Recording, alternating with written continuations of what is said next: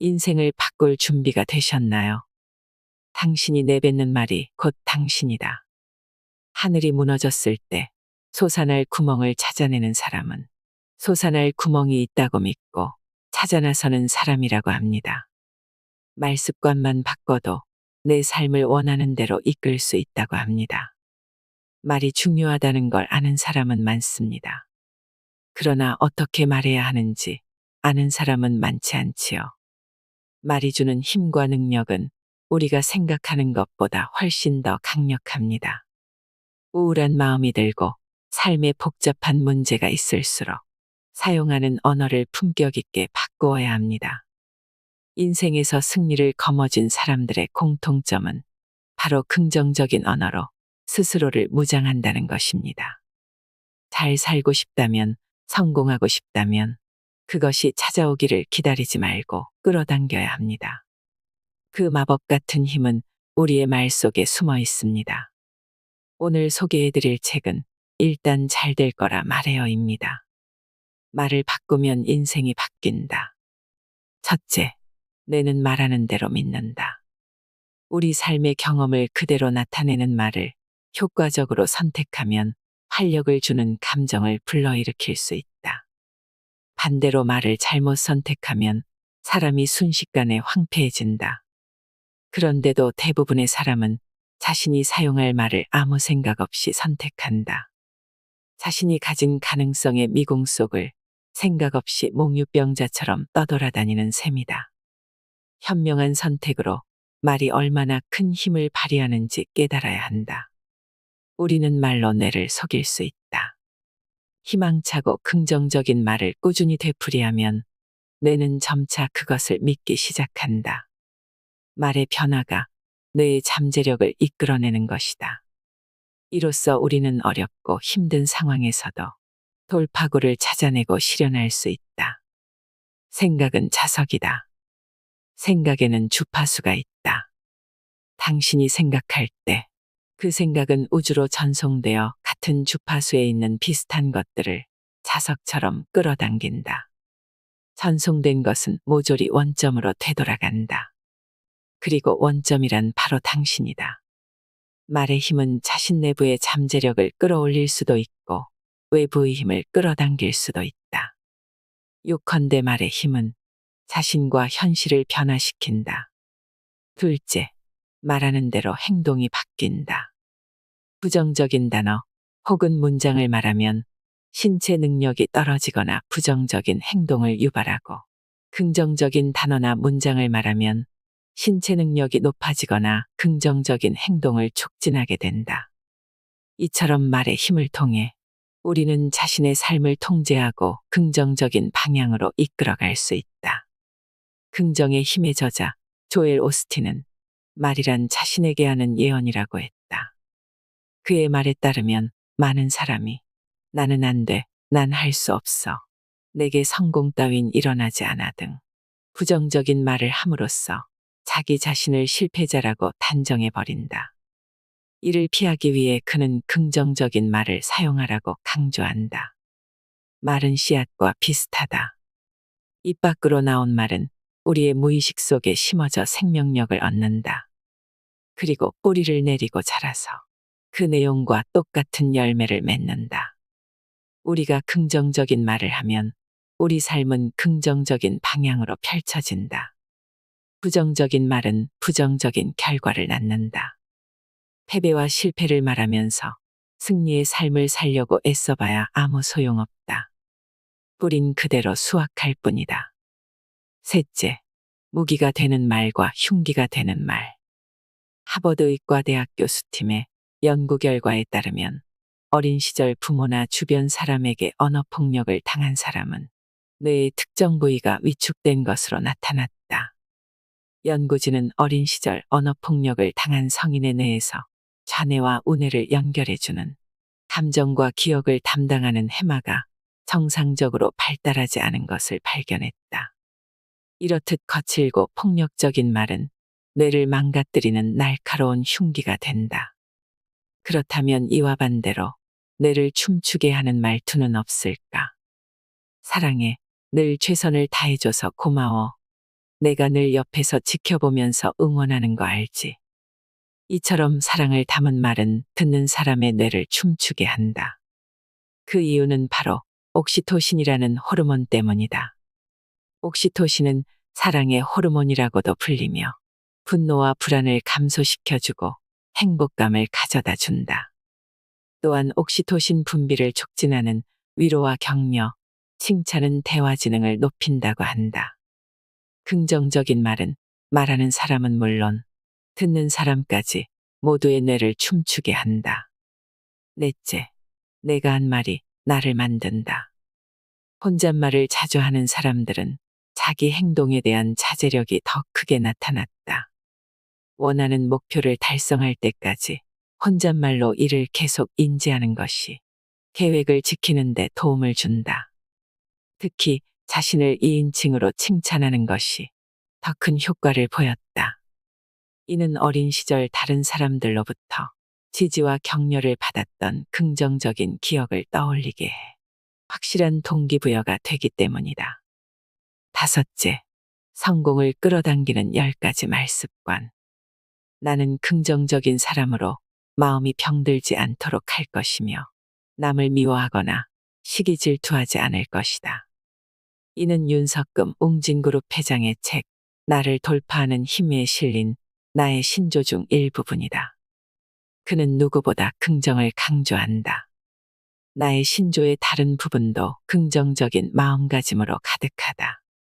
그는 자신이 성공을 거둘 수 있었던 가장 큰 요인을 긍정으로 꼽는다. 나폴레온 힐 또한 저서 끌어당김에서 성공을 위해서는 긍정적인 마음가짐이 필수라고 역설한다. 자신의 성공을 조금도 의심하지 않는 긍정적 마음가짐이 끌어당김의 힘을 발현시켜 성공을 현실로 바꿔준다는 것이다. 긍정적인 말은 곧 성공을 끌어당기는 주문이 된다. 그에 따르면 긍정적인 사람이 긍정적인 생각을 만드는 강력한 말 10가지는 다음과 같다. 제가 틀렸습니다.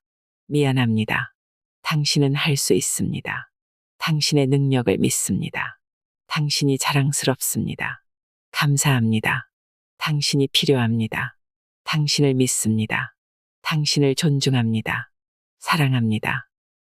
달콤한 과실을 얻기 위해 긍정적인 생각을 만드는 말 10가지를 매일 실천해보자. 말을 바꾸면 자존감이 자란다. 첫째, 행복은 찾는 게 아니라 만드는 것이다. 행복하냐고 물으면 이처럼 부정적인 대답을 내놓는 사람이 많다. 그들은 행복의 조건을 따져 물으며 지금 행복하지 않은 이유를 논리적으로 설명하려 든다. 누군가 그러라고 강요한 것도 아닌데 그들은 자신의 불행을 당연하게 받아들인다. 그러곤 불행한 삶을 살아갈 수밖에 없다고 한탄한다. 그러나 행복은 외부의 작용으로 주어지는 게 아니다. 행복은 내가 나에게 주는 선물이다. 그 선물의 존재를 깨닫고 개봉하는 순간 주위의 환경과 상관없이 행복을 얻을 수 있다. 행복은 우리 내면에 이미 갖추어져 있기 때문이다. 인간이 불행한 것은 자기가 행복하다는 것을 모르기 때문이다. 이유는 단지 그것뿐이다. 그것을 자각한 사람은 곧 행복해진다. 일순간에. 그러니 행복하다 혹은 나는 행복해 같은 말을 의식적으로 소리내어 말하도록 하자. 의기소침하고 위축되어 있던 내가 행복의 기지개를 켤 수 있도록 말이다. 그러면 자존감이 튼튼해지고 정말로 행복이 찾아오기 시작한다. 둘째, 모든 단점은 장점이 될 수 있다. 자기 장점을 굳게 믿는 사람만이 객관적으로 참된 자기 조상을 가질 수 있다. 그런 조상을 가질 때 비로소 우리는 창조적이고 만족스러운 인생을 설계할 수 있다. 그러니 우리는 부정적인 테이프가 고집스럽게 돌아갈 때마다 그것을 압도할 수 있는 긍정적인 테이프가 반드시 필요하다. 스스로를 귀하게 여기지 못하기 때문에 자신의 장점은 물론 다른 사람의 장점도 보지 못하고 결국 바른 인간관계를 맺지 못하는 것이다. 자신에게 장점이 없어서 자신을 귀하게 보지 못하는 것이 아니다. 자신에게 커다란 장점이 있음에도 불구하고 자기를 귀하게 여기는 자존감이 없기 때문에 자신의 장점을 보지 못하는 것이다. 자기 자신이 못나고 무능한 실패자라고 생각하는 사람은 잠시 스스로에 대한 불신을 거두고 자기 내면의 소리에 귀 기울여 보자. 자신의 장점을 큰 소리로 외칠수록 무럭무럭 자라나는 자존감을 느낄 수 있을 것이다. 셋째, 단어 하나만 바꿔도 인생이 달라진다. 못 배우고 병약하고 가난한 집에서 태어난 것이 나의 가장 큰 행복이다. 이 말은 파나소닉의 창업자이자 경영의 신으로 불리는 마스시타 코노스케의 말이다. 실제로 그의 성장 환경은 유달리 불우했다. 그는 가난한 집안에서 병약한 몸을 갖고 태어났으며 초등학교조차 제대로 졸업하지 못했다. 보통 사람이라면 자신의 처지를 비관하며 살아갔을지도 모른다. 그러나 마스시타 코노스케는 달랐다. 그는 자신의 약점을 오히려 발전의 요인으로 여겼다. 때문에라는 부정적 말투 대신 덕분에라는 긍정적 말투를 사용하는 것이 그 비결이었다. 이렇듯 때문에라고 말하는 사람과 덕분에라고 말하는 사람은 상황을 받아들이는 태도에 큰 차이를 보인다. 그리고 이러한 태도의 차이는 결국 결과의 차이로 이어진다. 사람의 인생을 결정짓는 것은 환경과 조건뿐만이 아니다. 그보다 중요한 건 이를 받아들이는 마음 자세다. 자신이 어떤 환경에 처해 있든 매사를 긍정적이고 낙관적으로 받아들이려는 태도가 중요하다. 넷째, 도망쳐 도착한 곳에 낙원은 없다. 우울과 화가 마음속에 가득 차면 결국 그 화살은 나 혹은 상대방에게 돌아가기 마련이다. 물론 어느 쪽이나 결과는 파국이다. 상대방에게 화살을 돌리면 관계가 깨지고 내 탓을 하면 자존감이 추락하기 때문이다. 우울증과 화에 지혜롭게 대처하는 요령은 사실을 있는 그대로 받아들이되 그것에 휘둘리지 않는 것이다. 스트레스 면역학자 병광호 박사는 스트레스를 받는 상황이 발생했을 때 아니야, 괜찮아, 다시 생각해 보자 라고 말하며 마음을 조절하라고 조언한다. 이 말을 통해 우리는 현실을 외면하거나 과장하지 않고 자신의 내면에 귀 기울이며 상황에 적절한 답을 구할 수 있다. 다섯째, 그럴 것 같다라고 말하지 마라. 같아요는 추측이나 예상을 할 때 불확실한 상황을 나타내기 위해 쓰는 말이다. 내일 비가 올 것 같아요. 처럼 말이다. 그런데 최근에는 자신의 감정과 주장을 당당하게 내세우길 거리는 나머지 무심코 아무 말에나 같아요를 붙여 쓰는 사람이 많아졌다. 이렇게 자신감 없고 우유부단해 보이는 언어 습관은 특히 청년층 사이에 많이 퍼져 있다. 나는 이런 모습이 현재 청년들의 심리 상태를 잘 보여주는 것 같아 어쩐지 마음이 아프다. 하지만 그런 이유에서라도 더더욱 말투 교정에 힘써야 한다. 같아요를 남용하면 자신의 말에 확신을 갖지 못한 것처럼 느껴지기 때문에 상대방에게 신뢰와 호감을 얻기 힘들다. 이런 말투는 마치 제대로 말하지 못하고 말끝을 흐리는 것과 같다. 자신 없는 말투는 상대에게 긍정적인 호응과 호감을 이끌어낼 수 없으므로 반드시 분명하고 명쾌한 말투로 고칠 필요가 있다. 자신감 없어 보이는 표현도 이제는 사용하지 않는 것이 좋다. 그런 표현을 쓰면 대화가 꽉 막혀 의미 없는 소리에 머물고 만다. 그래서 자신감 없는 사람은 성공한 사람들과 대화를 나눠도 아무것도 건지지 못한다. 단단한 확언을 입 밖으로 내게 되면 스스로도 더욱 큰 확신을 갖게 된다. 생각에 확신이 서면 행동도 당당해진다. 자신 있는 태도와 말투는 주변 사람들로부터 신뢰를 얻는다. 이는 다시 자신감을 키우는 원동력이 된다. 말과 마음의 선순환이 일어나는 것이다. 말을 바꾸면 인간관계가 달라진다. 첫째, 설득보다는 공감이 먼저다. 공감에는 마음과 마음을 일치시키는 신비한 힘이 깃들어 있다. 공감의 영향력은 천박하고 무지한 사람들이 마법이라고 부를 만큼 강력하다. 공감을 이끌어내는 사람은 말을 하지 않고도 상대방을 설득하고 특별히 노력하지 않고도 원하는 것을 가진다. 드러내놓고 표현하는 공감이 있는가 하면 먼 발치에서 마음으로 지지하는 공감이 있다. 지혜로운 사람은 이 두 가지 공감을 이용해서 다른 사람의 존경과 호의를 얻어낸다. 상대방은 내 말재주를 평가하기 위한 심사위원이 아니라 함께 생각과 마음을 나눌 친구라는 사실을 기억하자. 경청, 리액션, 공통의 관심사라는 공감의 세 요소를 활용한다면 당신의 대화는 조금 더 풍요로워질 것이다. 둘째, 한 번의 미소가 100마디 말보다 강하다. 웃지 않아도 하루가 가고 웃어도 하루가 갑니다.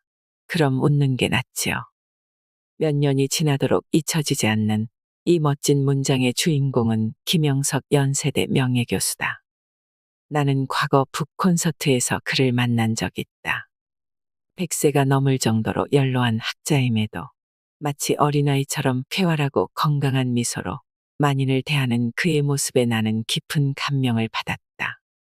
그 미소의 힘 덕분일까? 첫 만남에서부터 우리는 즐겁고 뜻깊은 대화를 나눌 수 있었다. 이처럼 미소는 호감과 관심을 불러일으키는 열쇠다. 대화에서 웃음의 역할을 결코 과소평가해서는 안 된다. 가끔은 말없이 미소 짓는 얼굴이 100마디 말보다 강한 친화력을 발휘하는 법이다. 특히 웃음은 바이러스처럼 전염력이 매우 강해 빙산처럼 딱딱하게 얼어붙은 상대의 마음조차도 여지없이 녹여버리는 힘을 가지고 있다. 웃는 낯에 침 뱉으랴라는 속담이 괜히 있을까? 그러니 당신도 웃는 얼굴을 연습해보라. 처음엔 어색하고 낯간지러울지 몰라도 그런 당신을 바라보는 상대방의 마음은 봄날의 햇살처럼 따스해질 것이다. 셋째, 호감 주는 사람은 이렇게 말한다. 칭찬이 몸에 밴 사람 주위에는 항상 사람들이 끊이지 않는다. 이들은 항상 기분 좋은 이야기를 나눌 수 있고 앞으로의 비전을 제시해주는 사람이기 때문에 모든 사람들이 함께 이야기를 나누고 싶어 한다. 만약 성공한 경영자나 사업가가 되기 위해 인맥을 많이 만들고 싶다면 만나는 사람마다 칭찬해보자. 진심 어린 따뜻한 칭찬 한마디가 당신을 좋은 기운을 가진 유쾌한 사람이라고 기억하게 만들 것이다. 넷째, 품격을 완성하는 것은 말투다. 머릿속에 떠오른 말을 지금 꼭 해야 하는지 거듭 생각하고 말하는 습관을 들인다면 말투의 품격은 더욱 높아질 것이다. 율곡 이이 역시 신중한 말하기의 중요성을 설파하며 이렇게 말한 바 있다. 말을 신중하게 하라. 배우는 사람이 선비의 행실을 닦고자 한다면 반드시 신중하게 말해야 한다. 사람의 잘못은 말에서 말미암은 것이 많으므로 말은 반드시 정성스럽고 믿음이 있어야 한다. 때에 맞추어 말하고 다른 사람의 말에 대해 긍정하거나 동의하는 것을 무겁게 여겨야 한다. 말을 바꾸면 일이 술술 풀린다. 첫째, 최고의 코치는 거울 속 당신이다.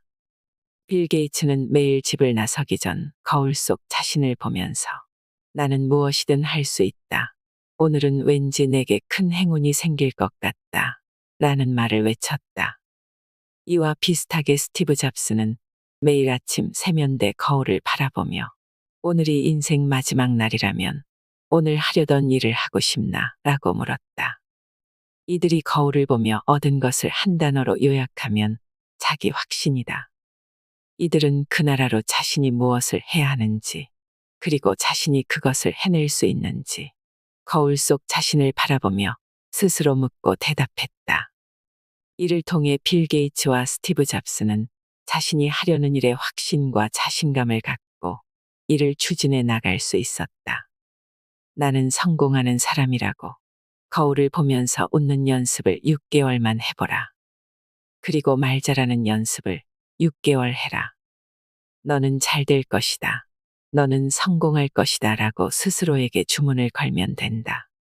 매일 아침 거울을 바라보면서 그날의 목표를 힘찬 목소리로 외쳐보자.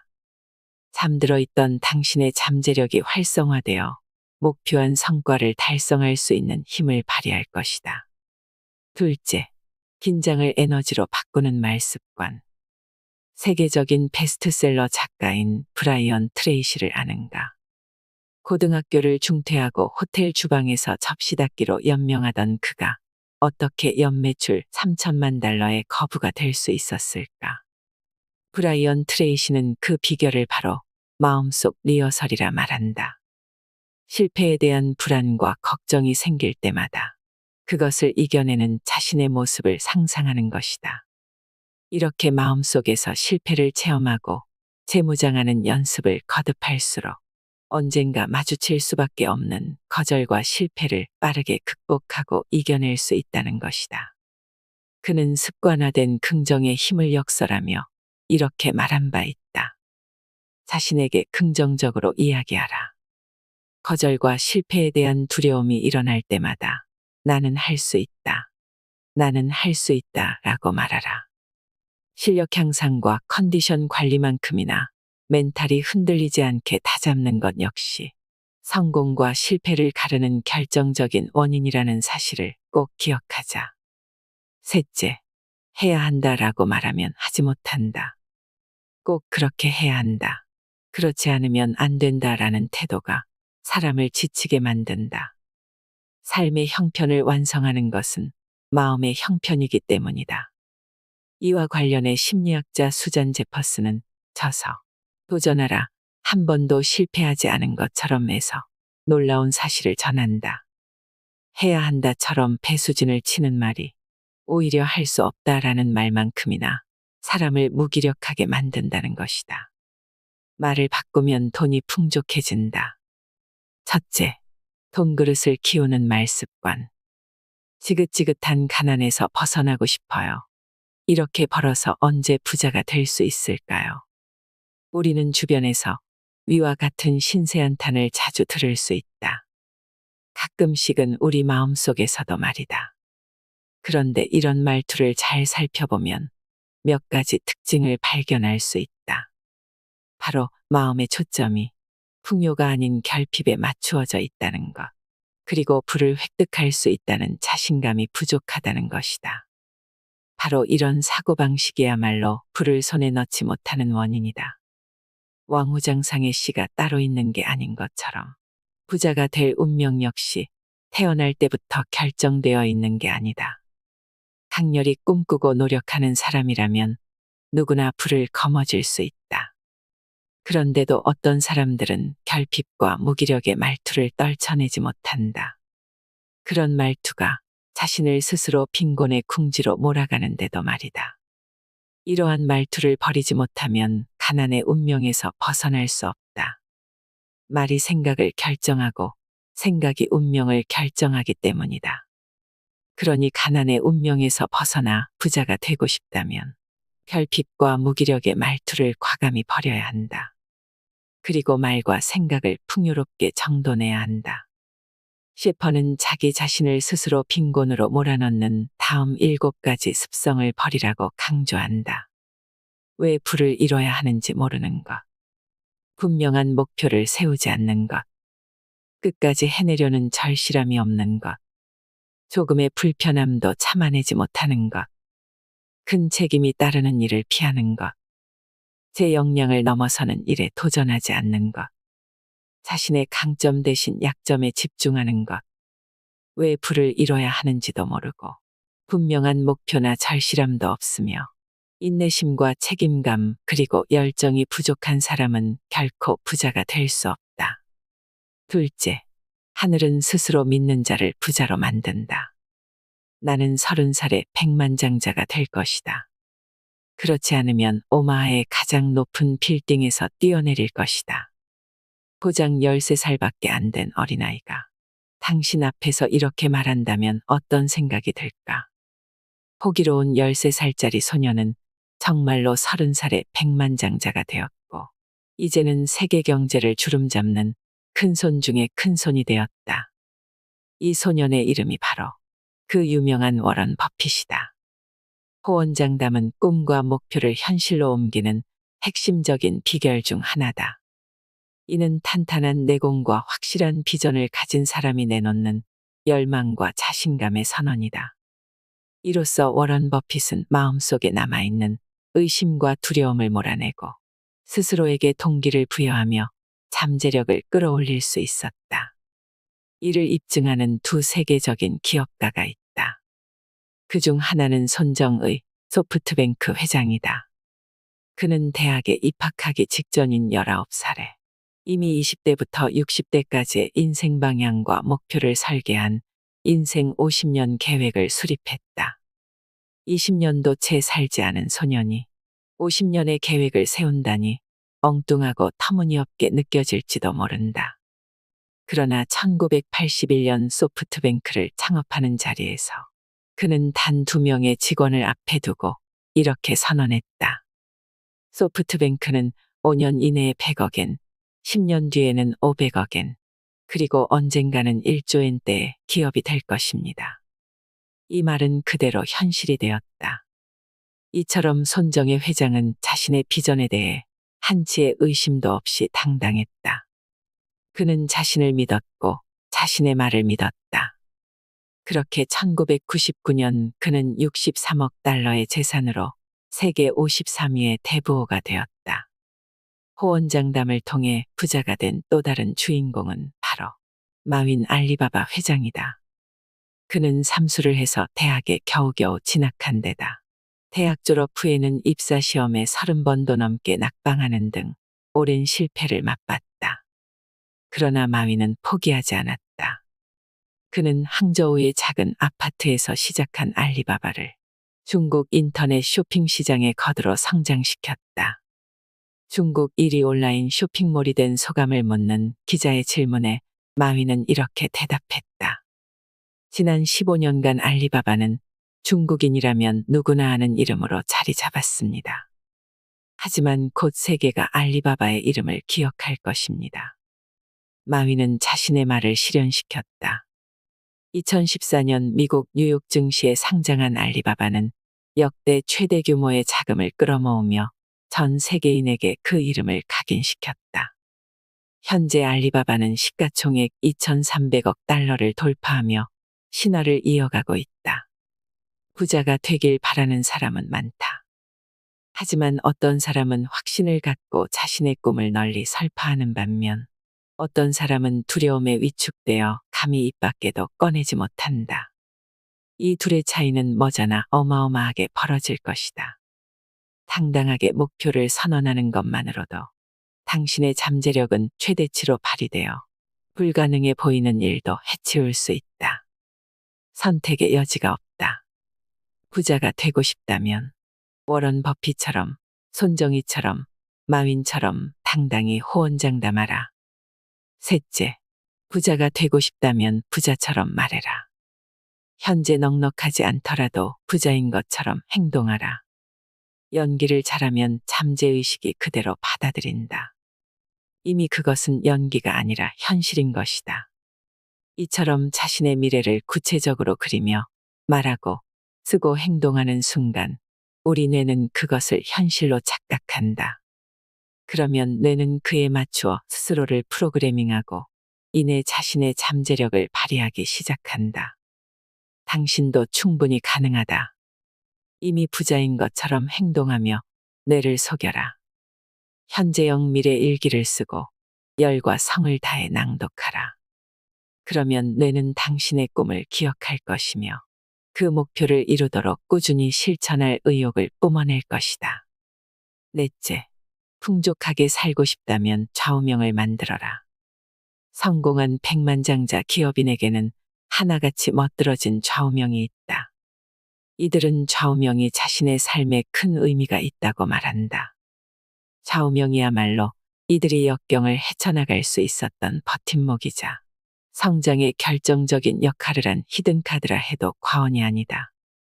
하루 종일 몇 번씩 좌우명을 소리내어 말하라. 잠자리에 들기 전에 느낌과 감정을 담아 50번씩 반복하라. 좌우명을 써서 욕실 거울이나 자동차 계기판, 책상 위에 달력, 냉장고 문, 지갑 등 눈에 잘 띄는 곳에 붙여놓아라. 좌우명을 반복하면 반복할수록 그것과 그것이 표현하는 가치들이 당신의 습관이 될 것이다. 이를 심리학에서는 자기 충족적 예언이라고 한다. 이는 믿음이나 신념이 행동에 영향을 준다는 심리 법칙이다. 좌우명은 그러한 신념을 가장 세련된 형태로 갈고 닦은 결정판이다. 이를 통해 백만장자 기업인들은 자신의 삶을 예언했다. 바로 그 한 줄의 신념이 그들을 존경받는 거물의 삶으로 이끈 것이다. 다섯째, 가장 훌륭한 상담사는 나 자신이다. 자신과 이야기하는 사람은 일을 하지 않는 사람보다 성과가 더 좋다. 과제가 어려울 때 낮은 목소리로 자기 대화를 시작하라. 자기 대화는 어렵거나 새로운 과제를 더 주의 깊게 다루는 데 도움이 된다. 성과를 내야 하는 상황에 직면해서 어떻게 자기 대화를 하는지 주의를 기울여라. 내적 대화를 통해 성공 프로그램을 짜 넣어라.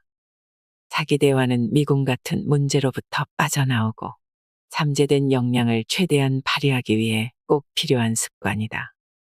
여섯째, 내뱉은 말은 무조건 지켜라. 실제로 큰 기업을 이끄는 경영자들은 모두 신용을 생명처럼 중히 여겼다. 신생신사. 말 그대로 대부분의 부자는 신용에 살고 신용에 죽는다. 부자가 신용이 없다는 것은 향후 자산 관리가 어렵다는 의미다. 부를 축적하거나 부를 지키거나 부를 활용하는 일 모두 신용을 바탕으로 한다. 신용을 미천으로 인맥을 쌓고 그를 통해 얻은 정보로 돈을 굴리는 사람이 진짜 부자다. 부자가 되려면 우선 자신의 말에 신용을 지켜야 한다. 허언을 일삼고 했던 말을 번복하는 사람과는 그 누구도 선뜻 거래를 하려 들지 않는다. 반면 무슨 일이 있어도 자신이 뱉은 말을 굳게 지키는 사람에게는 자연스레 돈이 모여든다. 말에 차곡차곡 신용이 쌓일수록 그와 비례의 부의 축적 가능성도 크게 높아진다는 얘기다. 그러니 부자가 되고 싶다면 신용의 중요성을 잊지 않도록 하자. 신용은 눈앞의 천금보다 중하다. 말을 바꾸면 미래가 달라진다. 말이 쌓이면 행동을 이루고, 행동이 쌓이면 습관을 이루고, 습관이 쌓이면 성품을 이루고, 성품이 쌓이면 운명을 이룬다. 첫째, 나의 미래를 운에 맡기지 말라. 목표를 주위 사람들에게 공공연히 말하면 이는 일종의 약속처럼 작용한다. 나름대로의 책임감이 생기는 것이다. 자신과의 약속에는 이런저런 핑계를 대며 슬쩍 빠져나가기 쉬운 반면 다른 사람과의 약속에까지 그러기는 쉽지 않다. 바로 그러한 이유로 목표를 주변에 선포하는 일은 계획을 더 잘 이루어지게 만든다. 우리의 말은 꿈을 이루는데 매우 중요한 역할을 한다. 꿈을 꾸는 것이나 믿음의 눈으로 꿈을 바라보는 것만으로 부족하다. 우리 인생을 향해 믿음의 말을 선포해야 하는 것이다. 말에는 엄청난 창조의 힘이 있다. 우리가 뭔가를 입으로 말하는 순간에 말의 내용이 생명을 얻는다. 이것은 영적 원리다. 둘째, 1% 변화가 모이면 태산을 옮긴다. 오늘도 내일도 매일 1%만 투자하자. 하루 1%만 잡아주면 나머지 99%는 저절로 달라진다. 1년이 되기 전에 이전과 전혀 다른 자신을 만난다. 작게 시작하자. 크게 달라진다. 모든 위대한 성취에는 반드시 작은 시작점이 있다. 1%는 우스워 보일 정도로 아주 작은 수치다. 그러나 그것이 미치는 영향은 결코 과소평가할 수 없다. 예를 들어 사람과 침팬지의 유전 정보는 약 98.7% 동일하다고 한다. 겨우 1.3%의 차이가 사람과 침팬지 사이의 커다란 차이를 만드는 것이다. 이처럼 1%만이라도 변하자라는 다짐이 쌓이고 쌓이면 큰 변화를 불러온다. 티끌 모아 태산이라는 말처럼 매일 실천하는 사소한 습관이 축적되면 시간이 흐른 후 엄청난 변화를 몰고 오게 될 것이다. 처음부터 너무 거창한 목표를 세우면 작심삼일이 되어버릴 가능성이 크다. 반면 작은 목표부터 꾸준히 달성해 나가면 자신감이 고취되어 꾸준히 의욕을 유지하고 큰 목표로 발전해 나갈 수 있다. 날마다 실행하는 습관화 활동이 지나치게 부담이 되면 오래 지속할 수 없다. 무리하다가 작심삼일로 끝내기보다는 큰 노력을 요하지 않는 간단한 일이라도 날마다 꾸준히 실천하는 편이 낫다. 처음에는 성과가 나타나기를 기대하지 말고 습관 정착에 중점을 두어야만 습관화에 성공할 수 있다. 셋째, 이미 꿈을 이룬 것처럼 말하라. 자주 후회와 푸념을 늘어놓는 사람들은 과거에 집착하는 성향이 강하다. 이런 사람들은 기억 속에만 존재하는 아쉬운 과거에 얽매여 현실에 충실하지 못하고 미래를 바라보지 못한다. 과거에 집착하는 사람들에 대해 심리학자 베르너 핑클러는 그들이 다음과 같은 특징을 가지고 있다고 말한다. 첫째, 아주 오래전의 일을 세세히 기억한다. 둘째, 옛 시절을 그리워하거나 옛일이 반복될까 두려워한다. 셋째, 결과가 좋든 나쁘든 미련을 버리지 못한다. 넷째, 과거에 쓰던 물건을 버리지 않고 보관한다. 다섯째, 미래에 대한 구체적인 계획을 세우고 실행하는 것에 어려움을 느낀다. 이런 특징을 가진 사람들은 과거에 매달린 나머지 현재를 온전히 만끽하지 못한다. 또한 이들은 새로운 일을 시작하는 것을 두려워하며 미래를 막연하게만 생각한 채 구체적으로 계획해 나가지 못한다. 과거에 저지른 실수와 실패에 대한 기억에 사로잡혀 스트레스를 받기 때문이다. 후회스럽고 불만스러운 과거에 단호하게 작별을 고하려는 결단이 필요하다. 시간은 고여있는 샘물이 아니라 매 순간 흐르는 강물과 같다. 변화하는 시간 속에서 주체적인 삶을 살아가고자 한다면 일단 흘러간 시간에는 크게 마음을 쓰지 않는 게 좋다. 이를 성공적으로 완수하기 위해서는 미래지향적인 말투를 습관화해야 한다. 과거를 아쉬워하고 그리워하는 말투를 과감히 버리고 미래를 꿈꾸는 말투로 무장하는 것이다. 거창해 보이지만 어려울 것 없다. 비결은 바로 과거 시제가 아니라 현재 시제, 나아가 미래 시제로 말하는 것이다.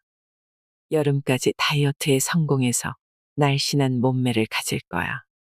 나는 사람들로부터 존경받는 리더가 될 거야. 겨우 시제 하나만 바꾸어도 그것을 말하는 사람의 의식은 미래를 향해 정렬된다. 넷째, 나는 마지막까지 내 편이어야 한다. 흔히 칭찬이라고 하면 타인에게 해주는 것 혹은 타인에게서 받는 것이라고 생각하기 쉽다. 그래서 정작 자기 자신에게 칭찬을 해주는 사람은 많지 않다. 하지만 자신을 향한 칭찬의 힘은 강력하다. 이 역시 다른 사람에게 칭찬받았을 때처럼 흥이 나고 의욕이 증진되는 효과를 볼 수 있다. 이시영 박사는 칭찬이 세로토닌의 분비를 촉진한다고 말한다. 특히 거울에 비친 자신의 눈을 바라보며 칭찬하면 그 효과는 더욱 높아진다.